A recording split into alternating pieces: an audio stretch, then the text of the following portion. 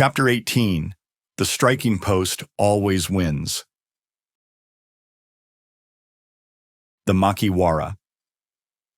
You can call it a striking post. You can call it a board of wisdom. Regardless, it's a great training tool. Maki translates from Japanese as to roll up, or coil, while wari means straw.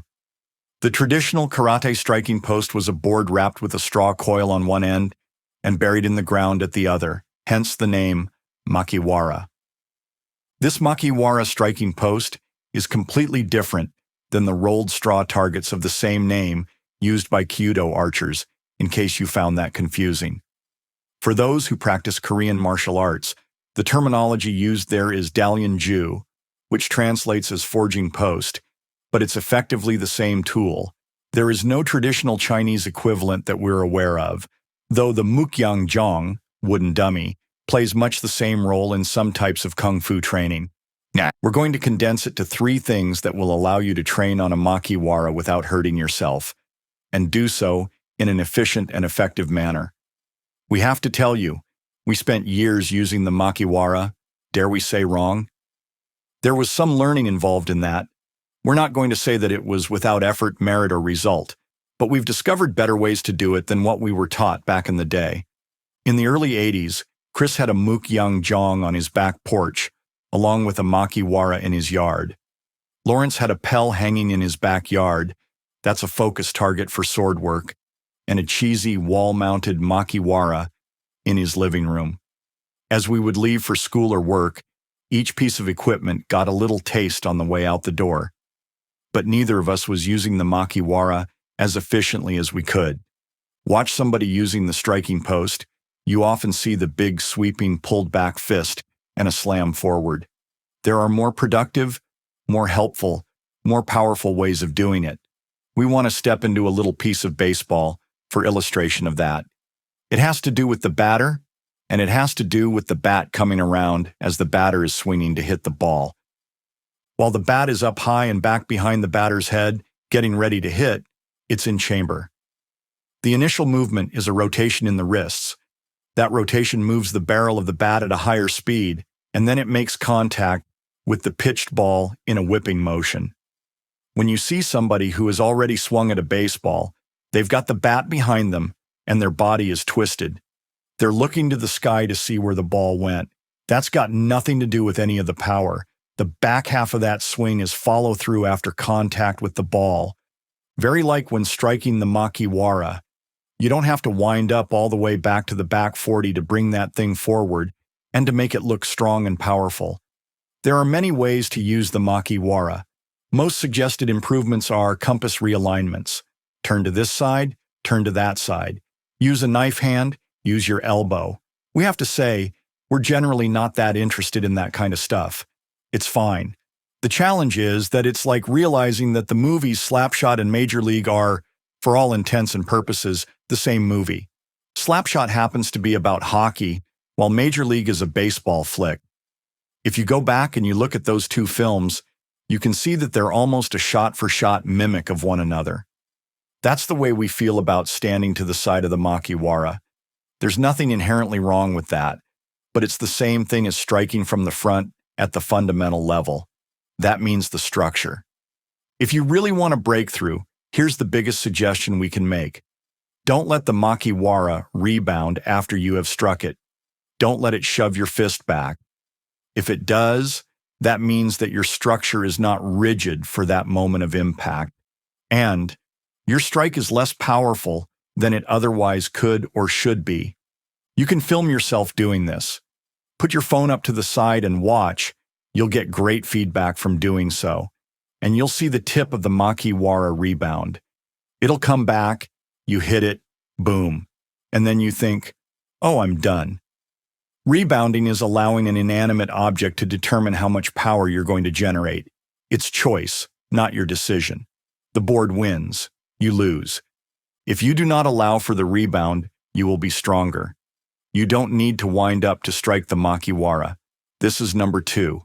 You can go from any good starting point. Use proper form. Don't wind up before striking. You can put your hand down on your hip. You can have a higher chamber. You can hold it out in front of you a little bit in a defensive position if you want, then strike from there. No matter how you strike, whatever angle or position you choose to begin with, you can tell when your form is good because there's no rebound coming off the top of the makiwara. With the right structural alignment, you can start from anywhere and deliver a powerful strike. The third thing, do you know those big callous knuckles? They're a byproduct of training, not the goal. It's that simple. We've got some calluses because we were using our knuckles, not because we were seeking some calluses on our knuckles. That whole microfracture thing is BS. Let's face it, if you are dependent on calloused knuckles to win a conflict you have lost, you've got a serious problem. It's not going to go well. We've both got some keratinized skin on our knuckles, but it's not a fear me, because if I hit you with one of these, you're going down, sort of thing. The calluses are a byproduct. Treat them that way. It's how you strike, your form and structure, that matters, not some calluses on your striking surface. There you go. So, done right, makiwara training is safe and effective, and we've known that for decades. In fact, a 1970 report in the journal Medicine and Science and Sports compared X-rays of karate master Mas Oyama's hands from 1955 and 1970 and concluded that there was no evidence of any kind of degenerative disease of the bones or joints. The density and size of the bones and joints were normal. There was no evidence of old fractures of any bone. There was no evidence of calcification of the bones, joints, or soft tissues. That, after 15 years of daily makiwara training, the makiwara, it's an extraordinary training tool. Simple, clean. It's like that heavy bag, but better.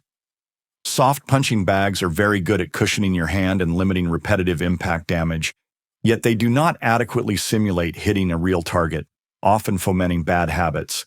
That's exacerbated by using gloves. The makiwara is better fit for purpose and doesn't require practitioners to use gloves or wrist taping. It does what it does, and it does it well. Here's the thing. We'll call this the special cherry on top of the treat. When you punch a heavy bag, it has static weight. And once that static weight is in motion, it kind of goes away because it has momentum.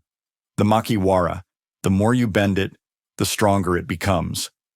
This brings us to that frustrating statement that the harder we hit this thing, the more it wins. And when we keep it from bouncing back, the more we win. Takeaways. Prevent the makiwara from rebounding after you strike. Start from any position without winding up. Calloused knuckles are a byproduct of training, not the goal. Quotes, makiwara training is essential because it develops your technique, your kaime, focus. Through diligent practice on the makiwara, you will learn how to transmit your full bodily force at the exact moment of impact from your hand into an object. Another important benefit is that such practice will forge a strong spirit. Morio Higaonna. Using recognized toughening drills appropriate to your level of training, correctly executed techniques will not cause damage to your hands. Keith McCormick. The hands and feet are important, so they should be trained thoroughly on the makiwara. In doing so, drop your shoulders, open your lungs, take hold of your strength, grip the floor with your feet, and sink your intrinsic energy to your lower abdomen. Practice with each arm 100 or 200 times each day. Yasutsune, Anko, Itosu.